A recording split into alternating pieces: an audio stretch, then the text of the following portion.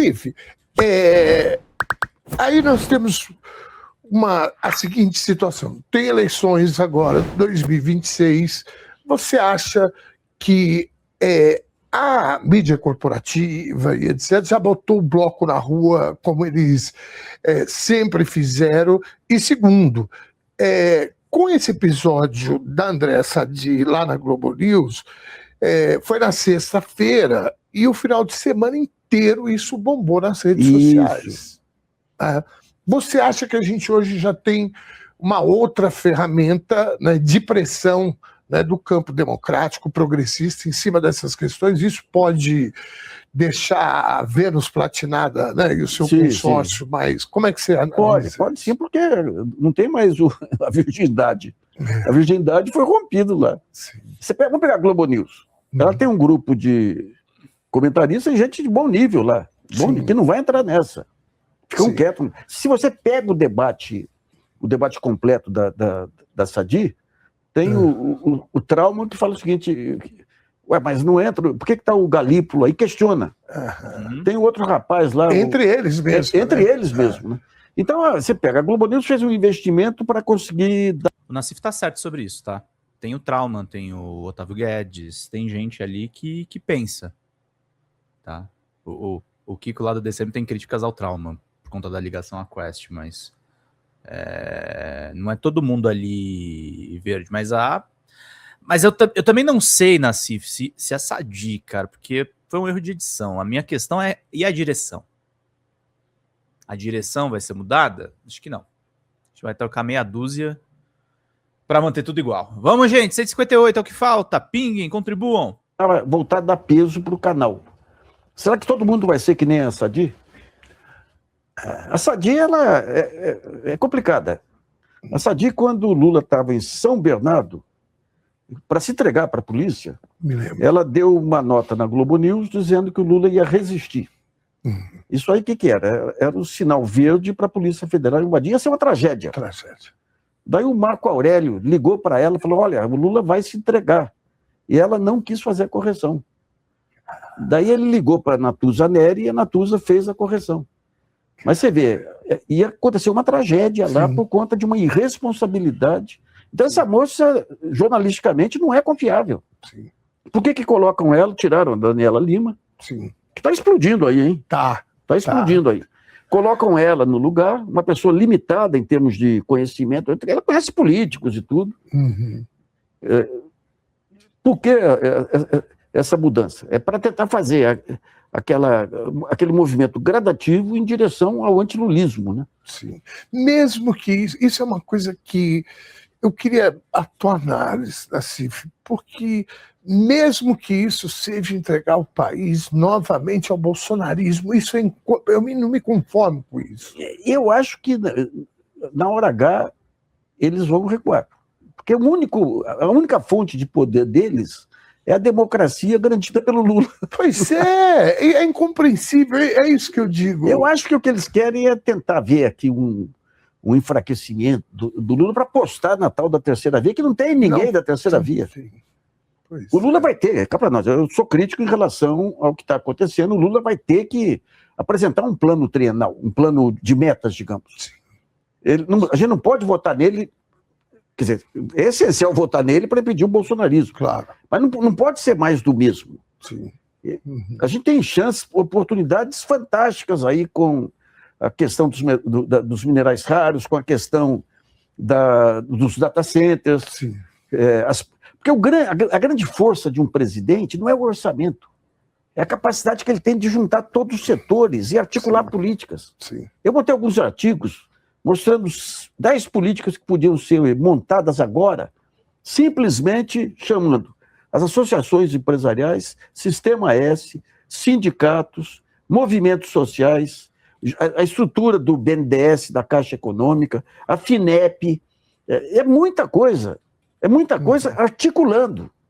O Juscelino, no plano de metas, ele tinha uma situação muito pior que a atual. Vamos pingar, gente, 200 tinha imprensa pessoas. Diariamente propagando o golpe, acusações de corrupção que nunca se comprovaram, tinha as contas públicas em pandareco, as contas externas em pandareco, e era um país Ele transformou o país no país mais otimista do mundo. Eu tinha 9, 10 anos, eu acordava e falava, meu Deus do céu, mas como eu sou feliz, além da minha família e tudo aqui, eu tenho o Brasil, com todos esses símbolos aí.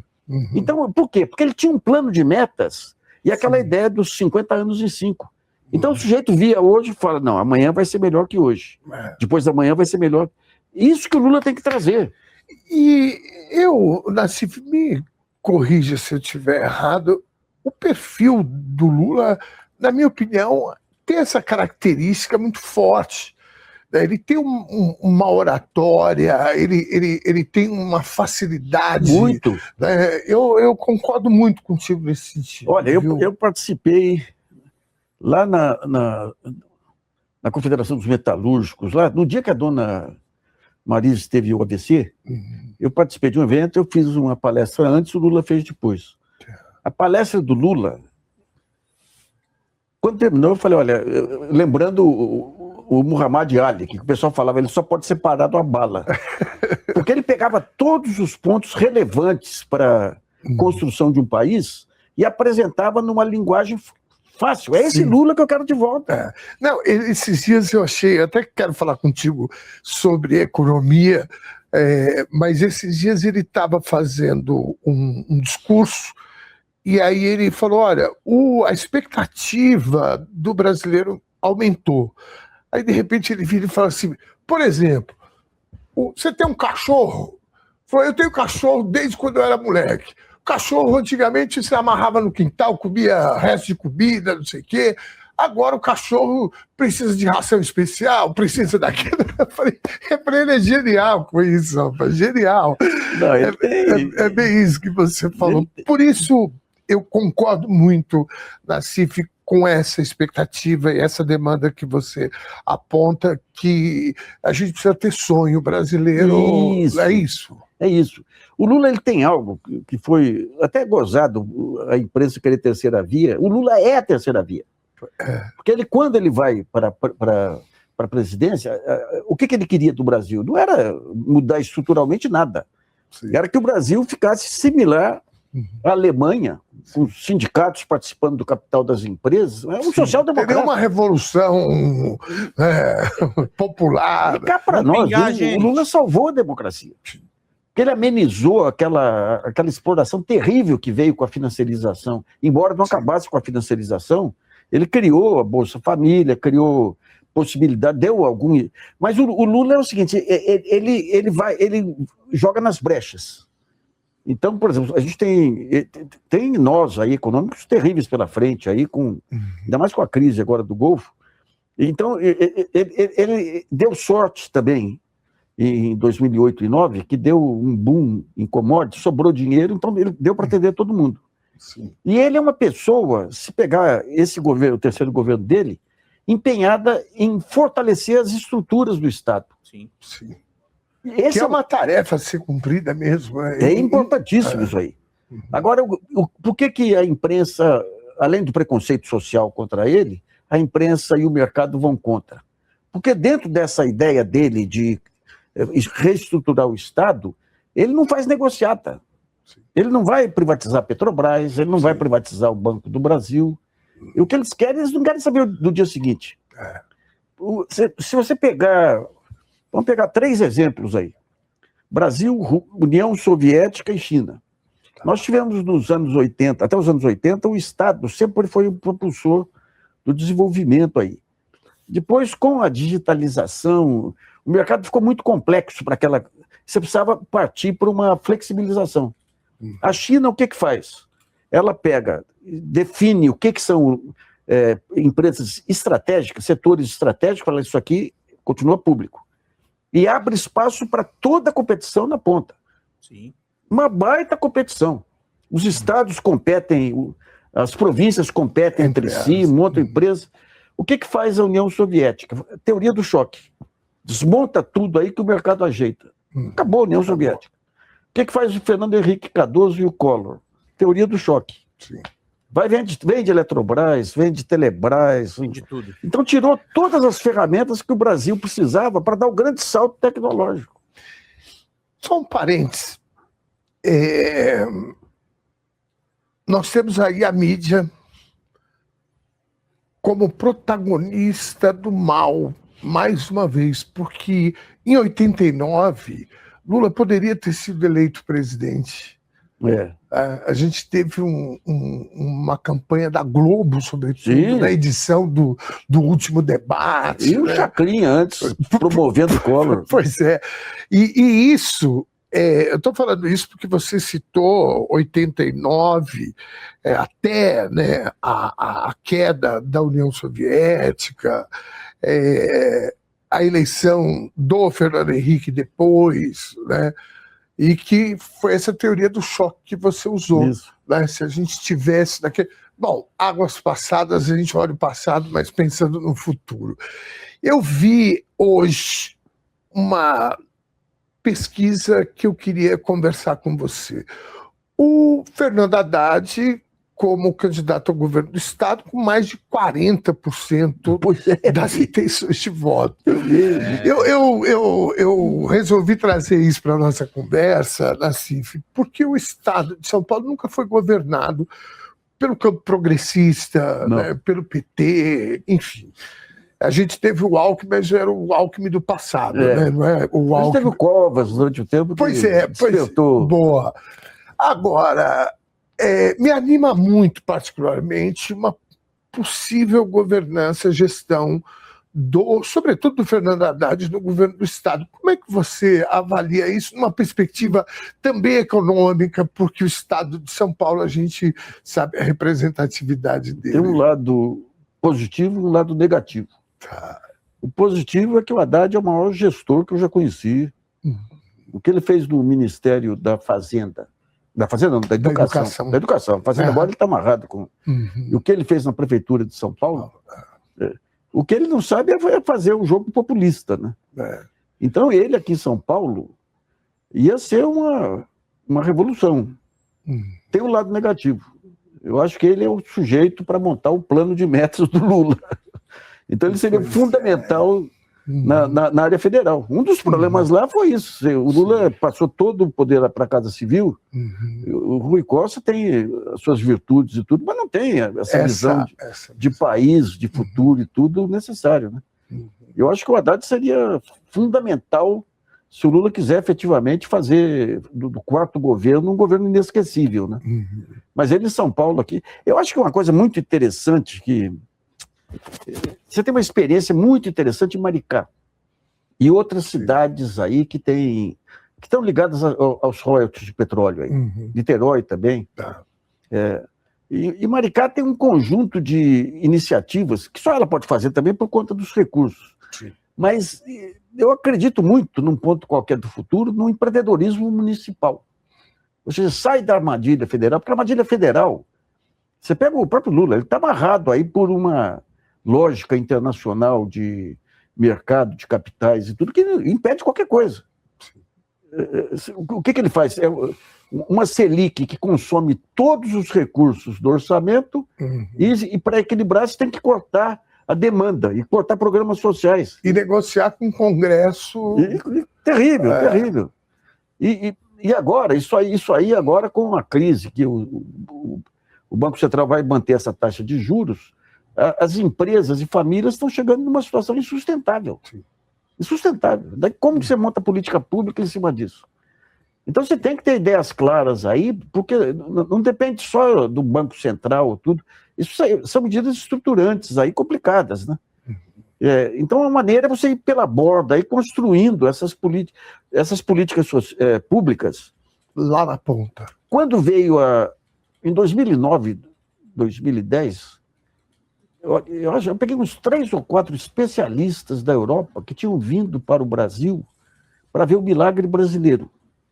O que era o milagre brasileiro? As conferências nacionais. Outro dia eu fui dar uma pesquisa no Instituto Roosevelt, lá dos Estados Unidos, e ele dizia o seguinte, como salvar a democracia? E tá certo. Ele falava a única maneira de salvar a democracia é aprofundar a democracia. Cadê as contribuições, galera? Daí eles vão ver no Ocidente todas as experiências, não acham nada no Ocidente. Daí eles vão, o Brasil acha que é o Ocidente, né? Daí eles vão fora do Ocidente. E vem o Brasil. Ele fala a melhor experiência que tem são das conferências nacionais. Então, quando eu falo em um plano de metas, gente, eu peguei uma conferência nacional de ciência e tecnologia, que você tinha o sindicato dos servidores aí de laboratórios, junto com confederações de indústria, junto com o IBM, é isso que precisa. Tinha uma conferência de educação, por exemplo, porque você pega esse pessoal ligado aí às empresas que tem que ter metas, tem que ter indicadores, tem que ter isso e aquilo. E os sindicatos falam o seguinte, não, tem que ter melhores condições de trabalho. Daí, junto as duas pontas, eles chegam a uma conclusão. Tem que ter melhores condições de trabalho. Tendo as melhores condições de trabalho, tem que medir, avaliar e cobrar. Então, e o Lula, o grande avanço foi o Conselhão, mas tem que ir além disso. Sim.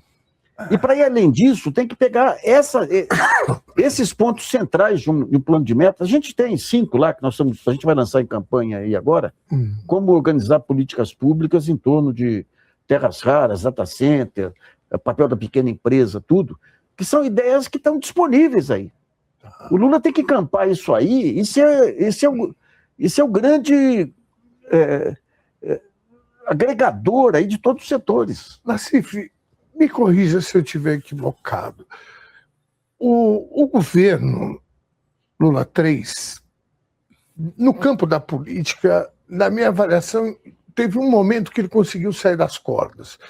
Foi justamente quando houve o debate mais político, que é um pouco isso que você está falando, que foi a taxação dos super ricos e a isenção até R$5.000. Agora sobrou o fim da escala 6x1. Você traz outros eixos aí. Essa é uma alternativa. Eu estou concordando contigo. Obrigado, Cida! Porque eu me lembro desse momento de que eu falei, gente, olha o governo, acordando, né? Saindo das cordas, tal, e essa conversa mais política, né? Esse debate mais político, que, olha, luta de classe, meu amigo, né? Quem ganha até R$5.000, o cara lá da elite, agora a escala 6x1 e mais esses outros eixos que você está trazendo. Você acha que nós precisamos falar mais dessa perspectiva? Quem é que deflagrou toda essa discussão? Foi o Haddad. Sim.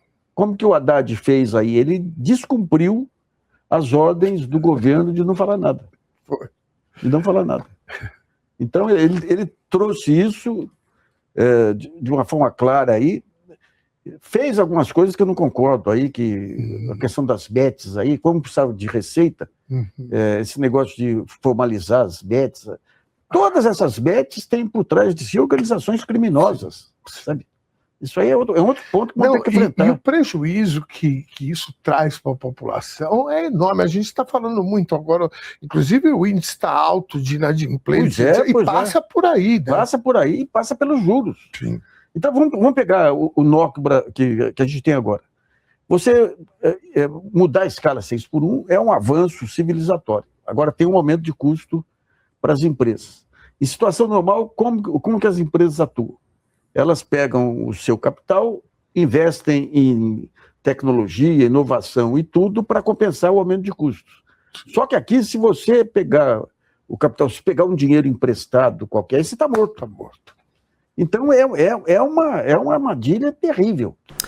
Fala, galera da Folha TV, não se esquece de se inscrever aqui no nosso canal para assistir programas como Folha Notícias Manhã, Folha Notícias Noite, o nosso Folha Entrevista e o nosso Barzinho das Meninas. Muitas coisas bacanas a gente acompanha por aqui e a gente precisa muito, muito do apoio de vocês para nosso trabalho jornalístico, investigativo, de curadoria de conteúdo, com vocês ajudando no nosso Pix, folhademocrata@gmail.com, ou mandando superchats, valeu demais, e os recursos financeiros, tornando-se membro do nosso canal, no nosso curso de jornalismo básico, para você ficar muito bem informado a respeito de tudo. Queridos e queridas, muito obrigado pela presença de todos vocês. Vida longa e próspera. Cuidem-se, cuidem dos seus, e não esquece de se inscrever aqui na Folha TV. Até mais!